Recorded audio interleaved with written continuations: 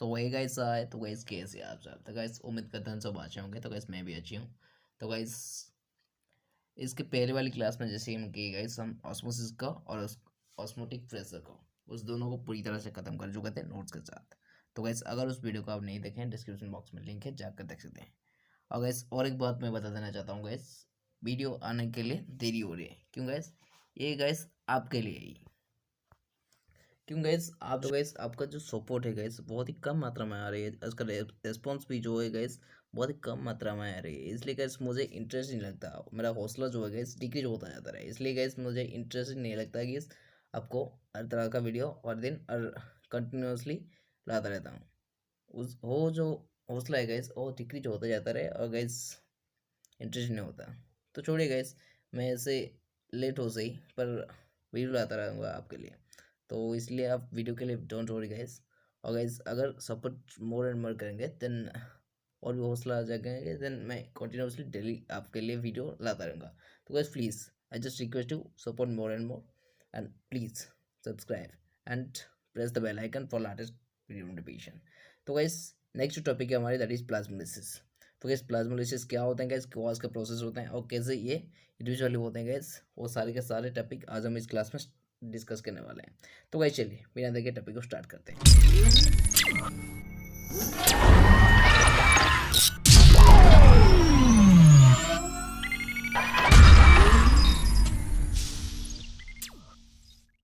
तो guys plasmolysis क्या होता है गैस?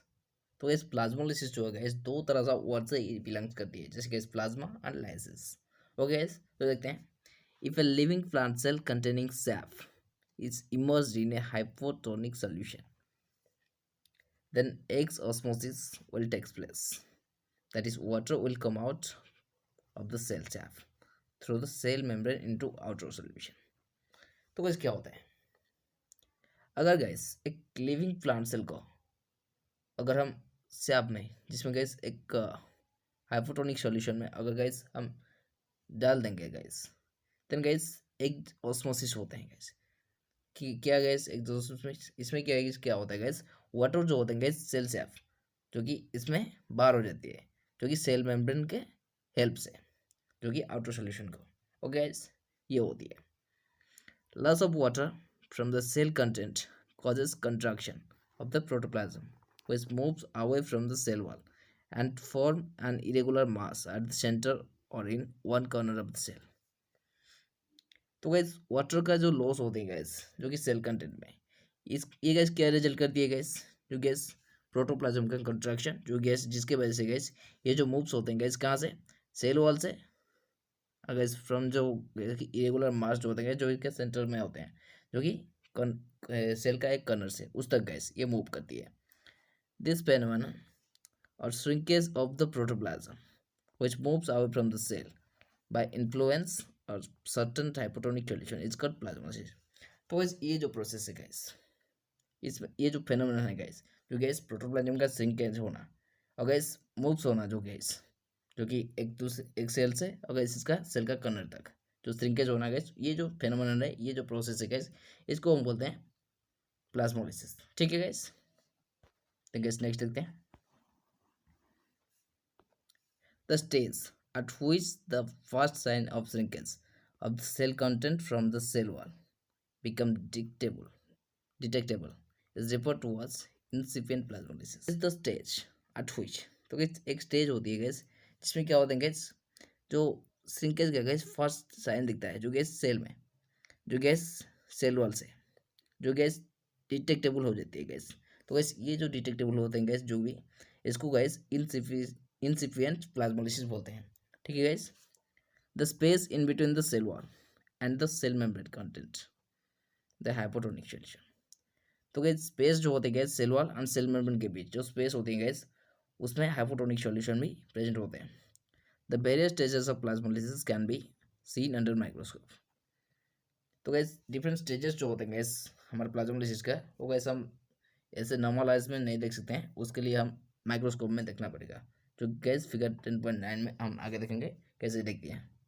ठीक है guys next, plasmolysis is easily observe in cell containing colour protoplast.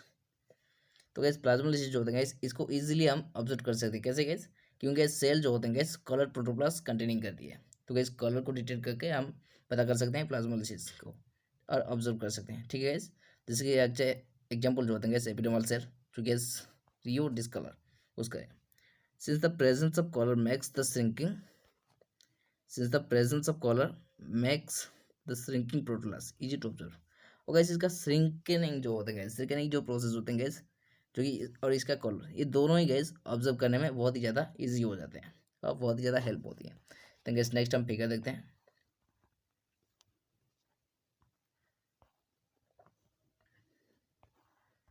तो गैस चार 4 फिगर है यहाँ पे ABCD पर। तो गैस ए में देख सकते हैं ये जो नंबर ए पर जो फिगर है गैस, ये हमारे नॉर्मल सेल्स जिसमें गैस न्यूक्लियस, सेल वॉल और साइटोप्लाज्म ये जो होते हैं गैस। तो गैस नंबर बी में जो फिगर है दैट इज BCD, ये जो गैस प्लाज्मोलाइज्ड सेल। तो गैस आफ्टर प्लाज्मोलाइसिस के बाद ये जो फिगर है नेक्स्ट BCD, ये तीनों जो है गैस प्लाज्मोलाइसिस के बाद ये ऐसे होते हैं। तो गैस फर्स्ट प्रोसेस में ये जैसे कि आपको बताएं थोड़ी सी इसका कर्नल में श्रिंकेज होते हैं। तो गैस नेक्स्ट उस प्रोसेस में बहुत ही ज़्यादा, तो गैस उस लास्ट प्रोसेस में देख सकते हैं कहीं ज़्यादा, जैसे कि इसका सेल का हर तरह हिस्सा ये खाली पड़ गई है। ओके गैस, तो गैस ये जो होते हैं गैस ये थी इसका कंप्लीट फिगर। देन देख सकते हैं ये 4 स्टेप गैस स्टिकनिंग का जो प्रोसेस है गैस ये कंप्लीट है प्रोसेस। तो गैस नेक्स्ट आगे देखते हैं।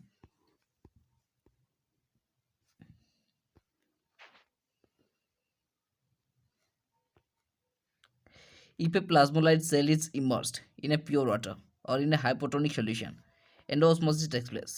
तो गैस जैसे कि मैं फिर से बता देना चाहता हूँ गैस, जब गैस प्लाज्मोलाइज्ड सेल को हम गैस एक वाटर और हाइपोटोनिक सॉल्यूशन में अगर हम डालते हैं और ड्रॉ करते हैं गैस, तो गैस एंडोस्मोसिस जो होते हैं गैस टेक्स प्लेस करती है। मतलब गैस वाटर जो होते हैं गैस वो आउटर सेल की तरफ ये मूव हो जाती है। ठीक है guys, the protoplasm and the cell as whole attain their original shape and size. और गैस क्या होता है जब प्रोटोप्लाज्म जो कि और जो सेल होते हैं गैस वो इसका ओरिजिनल शेप और साइज में आ जाती हैं। ठीक है गैस, और गैस ये जो फेनोमेनन है गैस इसको डी प्लाज्मोलिसिस बोलते हैं गैस।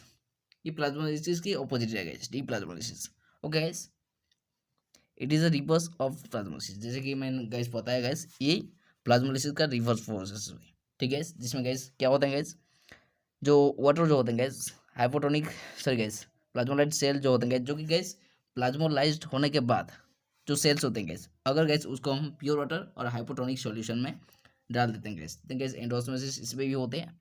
तो गैस क्या होते हैं गैस प्रोटोप्लाज्म और गैस जो सेल होते हैं गैस वो इसका ओरिजिनल साइज एंड शेप में आ जाती हैं।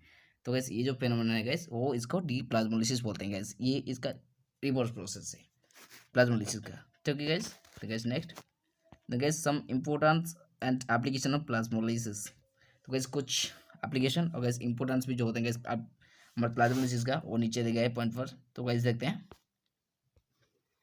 तो gas first point is the semi permeable nature of plasma membrane. तो गैस प्लाज्मा मेम्ब्रेन की ये सेमी परमेबल नेचर की तरह ये बिहेव करती है, ये इसका फर्स्ट पॉइंट। तो guys second the appropriate osmosis concentration of cell sap and consequently the osmotic pressure can be determined by plasmolysis। तो गैस ऑस्मोटिक कंसंट्रेशन जो कि सेल सैप में और गैस ऑस्मोटिक प्रेशर जो होते हैं गैस वो प्लाज्मोलिसिस के हेल्प से ही डिटरमाइन किया जा सकते हैं। Okay guys, the guys next it determine the living nature of the cell. तो गैस सेल का जो लिविंग नेचर जो होते हैं गैस वो प्लाज्मोलिसिस के हेल्प से भी होती है। Since no plasmolysis can occur in dead cells due to absence of semi permeable cytoplasm membrane. और गैस डेड सेल में जो होते हैं गैस कोई भी प्लाज्मोलिसिस वर्क नहीं करते हैं और इसमें वर्क नहीं होती है हमारा प्लाज्मोलिसिस, क्योंकि गैस सेल में जो होते हैं गैस सेमी परमेबल मेम्ब्रेन जो होते हैं गैस साइटोप्लाज्म मेम्ब्रेन जो होते हैं गैस ये इसमें एब्सेंट होती हैं डेड सेल में। पर गैस हमारा लिविंग सेल में ये हेल्प होती है, लिविंग नेचर को डिटरमाइन करने में बहुत ही ज़्यादा हेल्प होती है। ठीक है गैस, तो guys number 4 it is used for preservation of jam jelly pickle from the growth of the fungi and bacteria by the addition of concentration sugar solution.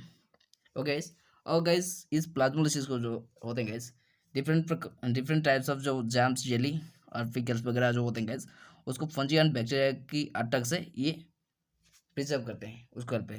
क्यों कैसे गैस, जैसे गैस डिफरेंट शुगर सोल्यूशन और gas जो vinegar होते हैं gas वो सब use करके वो डाल के इसको प्रिजर्व करते हैं। In concentrated sugar solution the organism will replasmolize and die. तो गैस जो कि कंसनट्रेटेड शुगर सोल्यूशन में क्या होता है गैस, जो ऑर्गेनिज्म जो होते हैं गैस वो प्लाज्मोलाइज हो जाते हैं और मर जाते हैं गैस, ठीक है गैस, इसलिए गैस ये इसको प्रिजर्व करने में हेल्प होती है। Then guys last point,